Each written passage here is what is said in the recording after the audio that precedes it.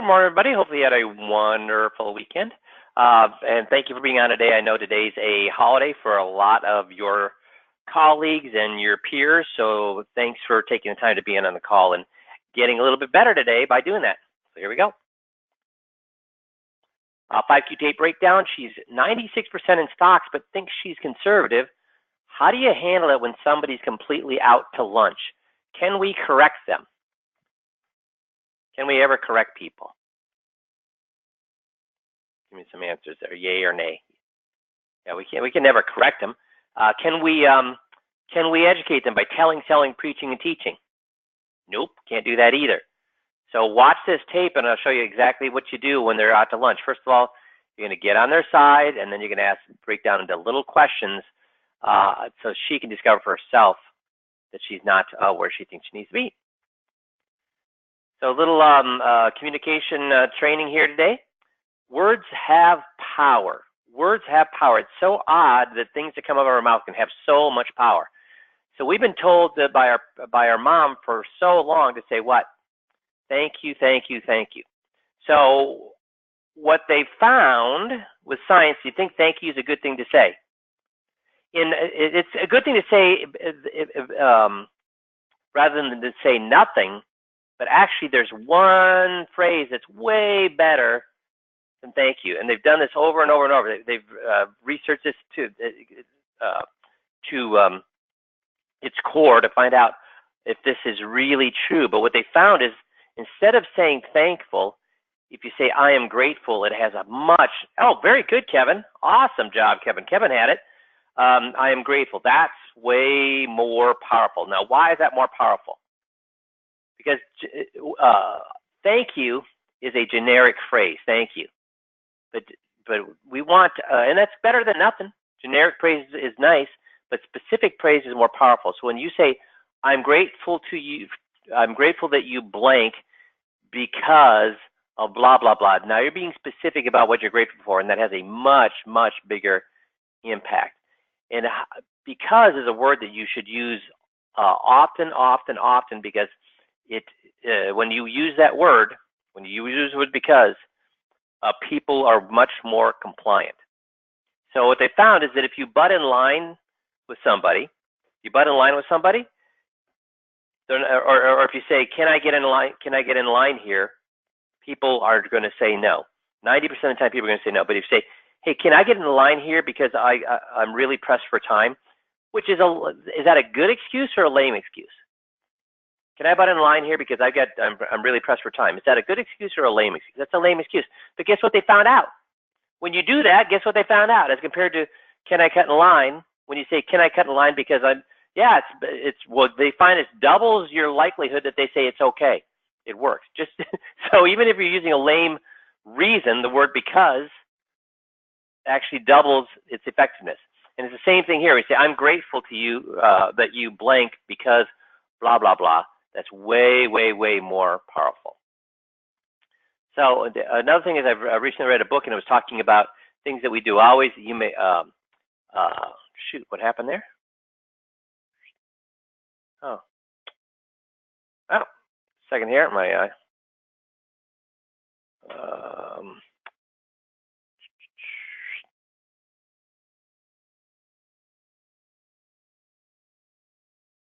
went bonkers on me there. Okay, this book, Taste in the Age of Endless Choice. Taste in the Age of Endless Choice. Some takeaways that I got from this is this. One is that exposure to something increases your liking to it. And this has been proven over and over and over again. Did you know that Mona Lisa, the picture Mona Lisa, was not considered a major work? In today's world, what's the most famous picture out there? Mona Lisa. But up to the 1920s, it was considered a very a minor piece of work. Nobody even paid any attention to it. And then what happened is somebody stole it, and it made the papers, and made the papers worldwide, and everybody saw it over and over and over again, and then all of a sudden, guess what started to happen? So Mona Lisa became a very popular picture. In fact, it's the most iconic picture in the world today. And it's because exposure, people seeing that picture over and over and over again, made it a more popular picture or painting. So, and they've proven this over and over and over again. For example, with songs. They've proven it with art. They've proven it with words. They've proven it with ideas. The more exposure you have to something, the increases your liking to it. So, do we use that note or that idea with 5Q? How do we use that idea with 5Q? Well, how many times do we cover the fact that their advisor is taking advantage of them? 21 times. One time or 21 times? Over and over and over again. Even on any particular item, how many times do I want them to say that particular item? How many times do I want them to say with the power of attorney that any advisor doesn't look at a power of attorney as a lousy advisor? Once, or as many times as I can make them? As many times as I can make them. So people's exposure to things increases the liking to it. Second, you're more aware of what you don't like than what you do like. So is the 21-point checklist about a beauty pageant mentality, about showing them, here's all the great things that that I can do for you. Here's all the benefits that you can get from me. Is that what the 21-point checklist is about, or is it having them discover, I don't like my current guy. He is disrespecting me. See, it's a lot easier to get them there because people are more aware of what they don't like than what they do like. If you show them something that they like, they're like, well, I like that, but I don't know if I like it more than what I'm doing now. I don't know if there's other good things out there. I don't know what to do. And if they don't know what to do, what are they going to do? They're going to do nothing.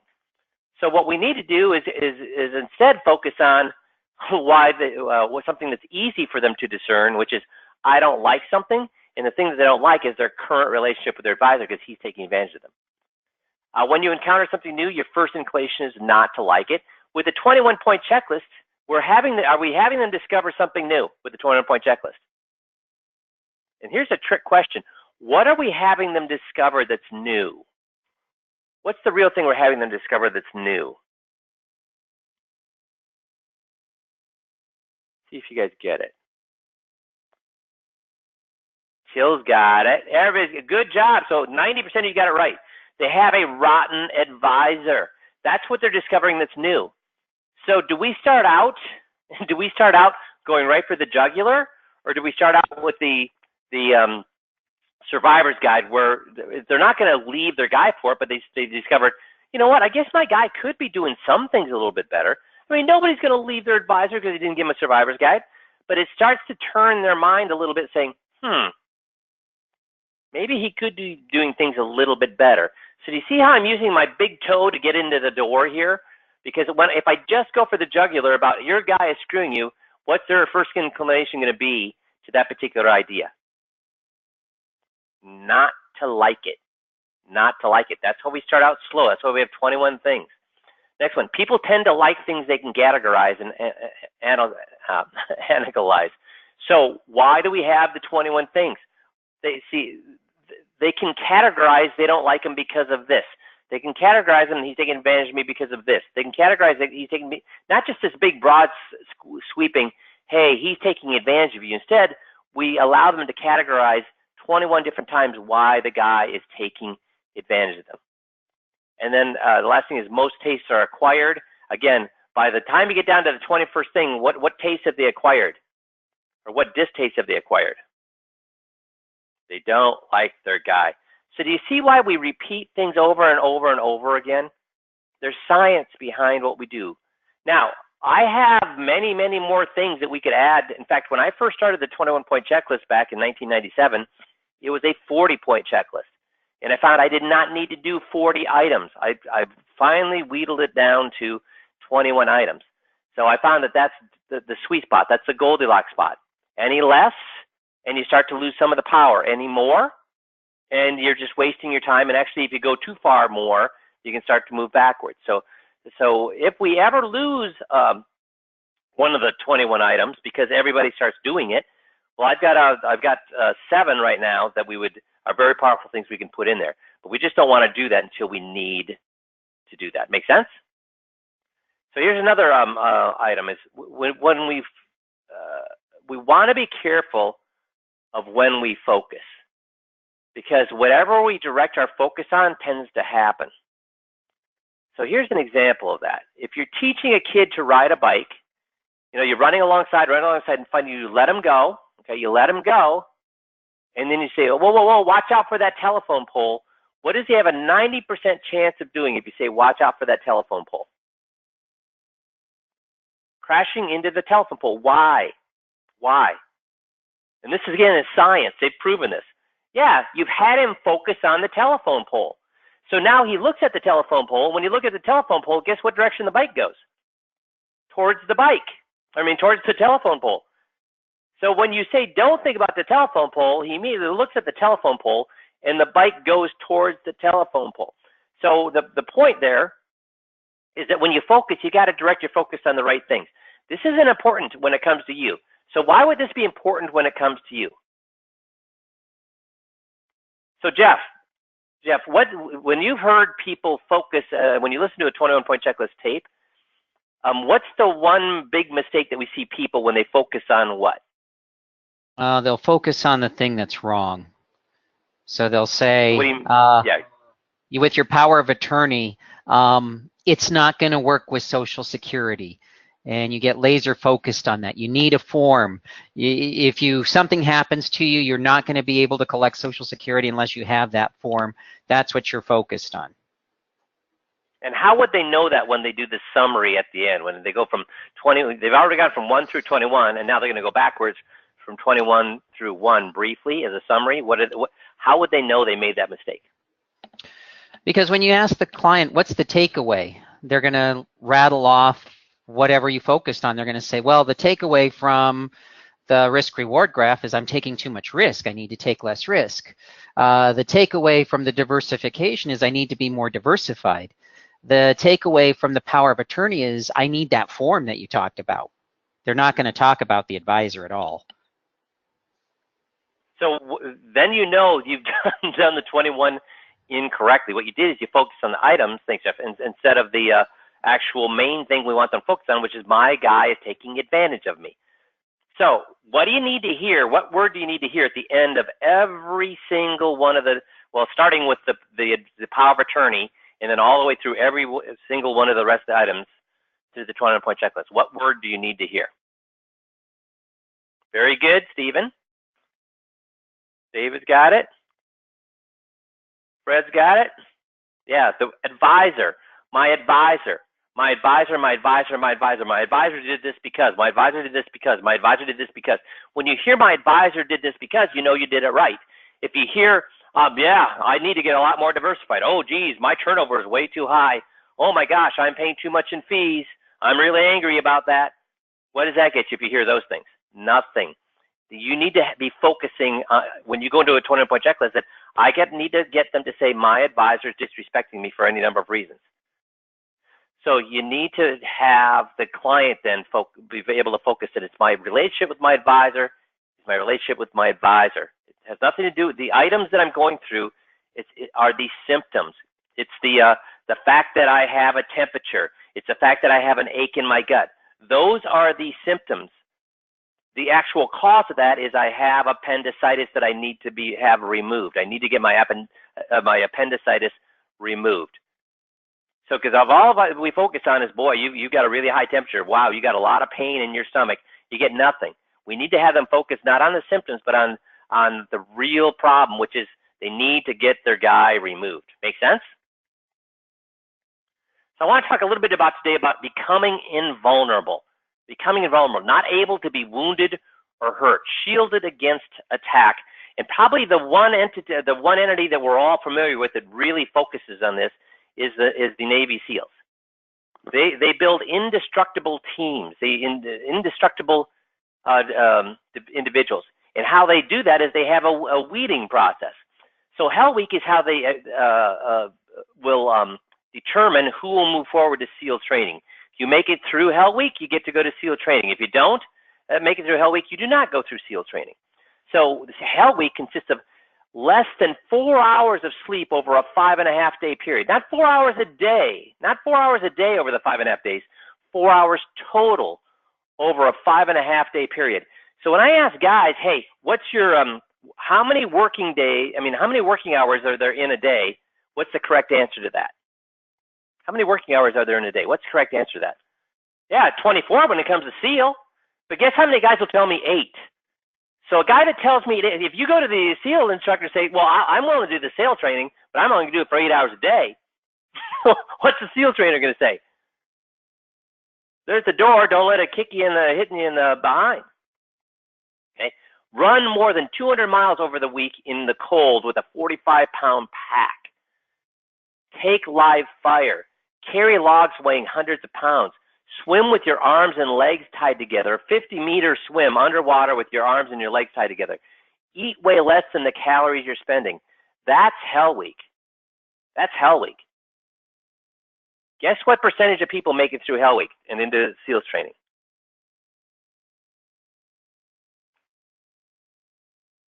Yeah, somebody will get 4, 5, 10.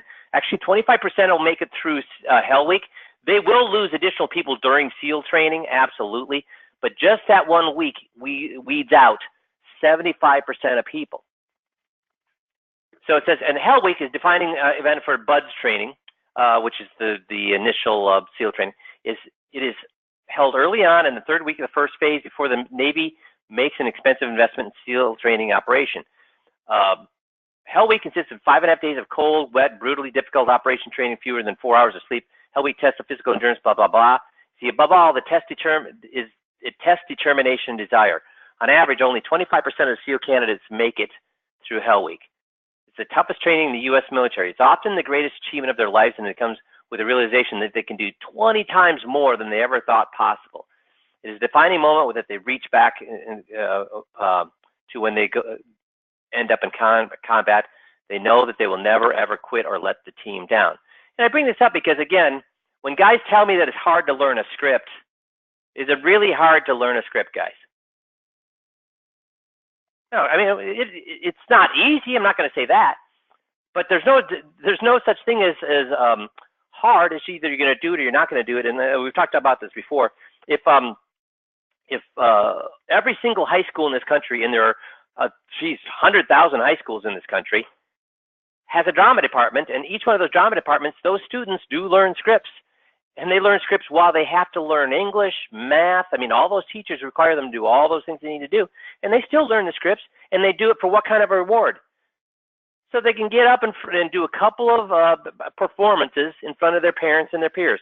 There's no money involved. There's no awards involved. All they do it is for a couple of hours of attention paid to them on the stage. So if they can do it, we all can do it. And like I said in the last couple of years, you guys have really locked down and learned the 21-point checklist scripts.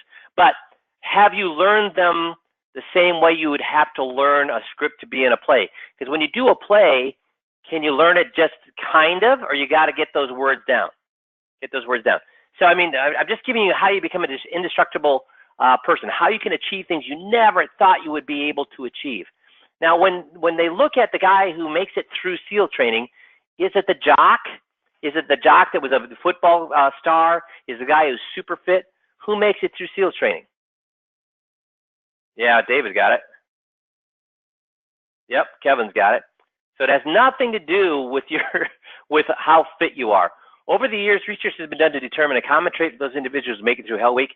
Without a definitive answer, they still can't say for sure it's one thing or another, but they're not necessarily the largest or strongest men or the fastest swimmers, but these are those that have a burning desire to be SEALs. It's something they can't measure. Can you measure somebody's burning desire for something? No. It comes through what? The work they put into it. So you can't determine that through the work, until the rubber meets the road. But instructors have observed only one true predictor of which candidates will ultimately succeed. Those who want it most. You can see it in their eyes. Did you guys all see this guy here a couple of weeks ago? Does anybody see this guy in the news a couple of weeks ago? Nobody's seen him. This guy has cerebral palsy. Cerebral palsy, most guys with cerebral palsy are where? In a wheelchair. This guy weighs 99 pounds, has cerebral palsy, and he's deadlifting 200 pounds, twice his weight. How many healthy people can deadlift twice their weight? I love fitness. I read a ton of fitness, and I tell you that less than 5% of the population out there can lift twice their weight in weight. I mean, you are strong when you do that. So guess why this kid was able to lift that double his weight in deadlifting? Attitude, because he and when you say he wanted to, he didn't want to. He what? Because we all want to make $1 million. We all want to lose weight. So want is not the word. What was what word? He was going to do it. There was nobody that was going to stop him from doing it. He knew it. That's right. So it's attitude, attitude, attitude. In fact, they found that those that scored below average on the first physical exam had a 300% higher chance of getting through Hell Week. So not only has nothing to do with your fitness. 3 times more people that were below average in the physical exam made it through the SEAL training. They found that fight is 10% physical and is 90% mental. So how do Navy SEALs get that mental toughness? They have coping mechanisms. So dealing with pain, because you're going to encounter it so often, don't ignore it, embrace it. It's part of the job. It's a symbol of your hardiness, your performance success. So instead of saying, oh, this is hard or this is whatever, guess what they say? Yeah, this is hard. I love it. I mean, that's what they do. So when you come across something that's hard, don't whine about it. Embrace it. I mean, that's exactly what Navy SEALs do. When you panic, and believe me, this is the hardest test that they do. The hardest test they do is the 50-meter underwater swim. It's all mental. Recruits simulate the dive hundreds of times until there's no room for panic. They learn to lower their heart rate by breathing in and out slowly before beginning. And believe me, going 50-meter swim underwater with no air, they panic. So, how would this transmit into what we do at 5Q? How would this transmit in how we work with 5Q?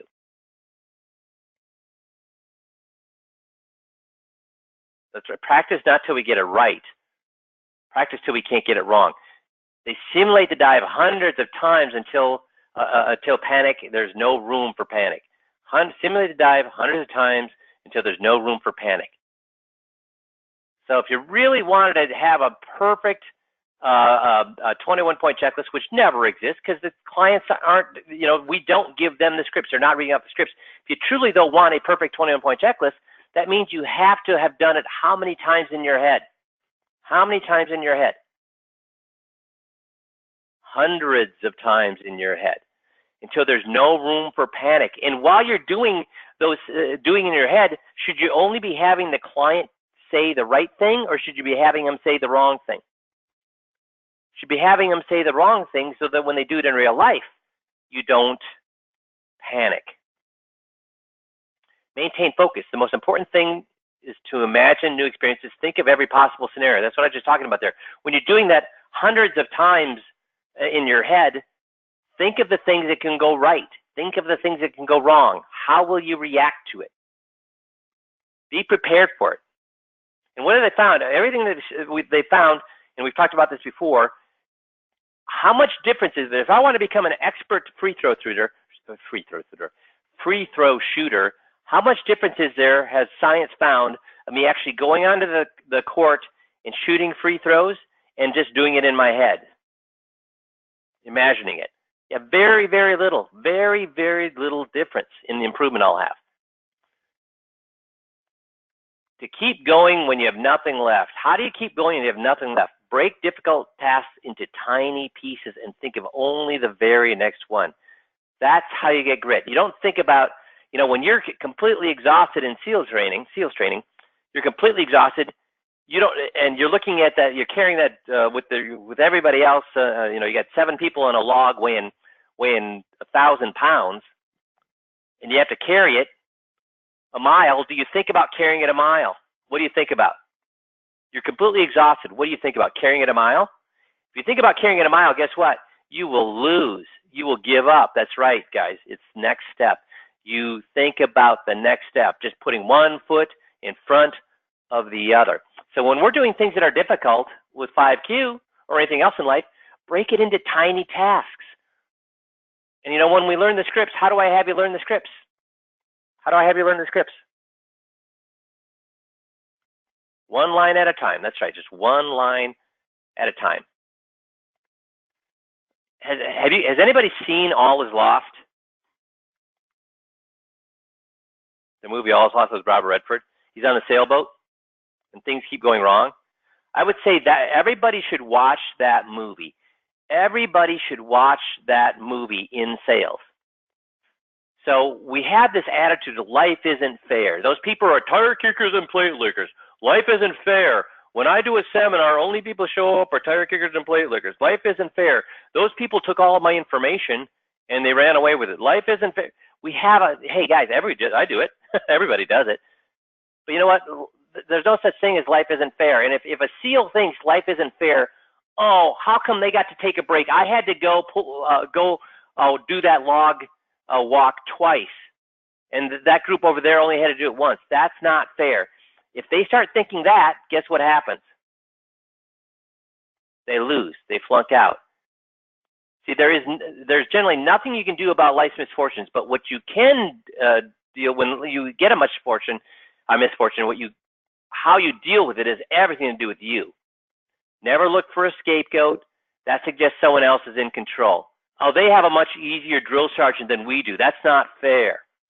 No. Don't look at it that way. It's how you deal with what's in front of your face. That suggests someone else is in control. Find a way to take responsibility no matter how hard it is. When you think somebody else is in control, guess what? If you think somebody else is in control at SEALs training, guess what's going to happen? You're going to flunk out.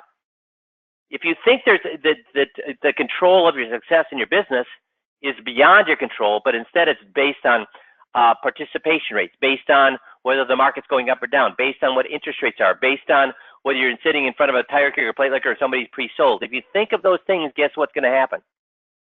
Successful or unsuccessful? It's over. You got to you go into your success with your business because with the attitude, I am the reason it's going to succeed. I am the reason it's going to fail, but there is no room for failure. I will succeed. It will succeed. The reason this movie is such an awesome movie is this guy's on a sailboat all by himself, and life is not fair to this guy. One accident after another accident after another accident after another accident occurs with this guy. He's alone on the boat. And I tell you what, it's horrible the things that happen to him. And guess how he deals with every single accident that's thrown his way? Yeah, just one at a time. Does he get upset when he finds that this thing floating in the ocean that broke off some other boat put a huge hole in his boat? Does he say those effers, why are they doing that? And if I ever get my hands on that, I'm going to throttle them. No, he just does that. He solves it.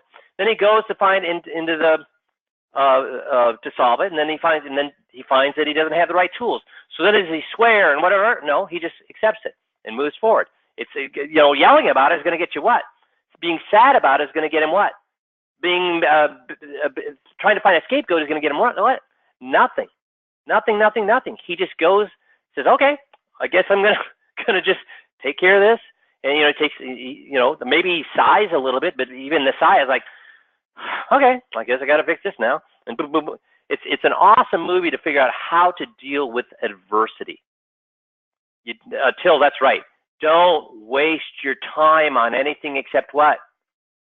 Putting your next foot in front of the other, solving the problem. And we all believe, hey, I am probably way worse than any of you guys when it comes to when something goes wrong, getting upset about it and the world's unfair, whatever. But I have to take a breath, take back, and say, you know what? That's not helping me at all. I need to figure out how I am going to fix it, because there ain't nobody else out there who's going to fix it for me. So I know this is kind of off topic and more new agey, but guys, I just find that being that kind of tough, being the kind of tough in our business that SEALs are when it comes to their physical and mental training helps us because nothing in our practice is going to be perfect. We're always going to have something thrown in front of us. And the things are going to happen that other people would look at as saying that wasn't really fair. But it's how we deal with them that can make us successful. So I thought this was a worthwhile thing to take a look at. I hope you did too. So when you master the crib notes and motive in your daily 15-minute drill, hey guys, 15 minutes drill, 15 minutes a day, the most important 15 minutes a day. You do that every day, because when you do that, you're getting 1% better every single day. 5-minute moneymaker, it's when you're going to sell every client you want. So I hope you guys have a great rest of the week, and we'll talk to you all next Monday. Thanks, everybody.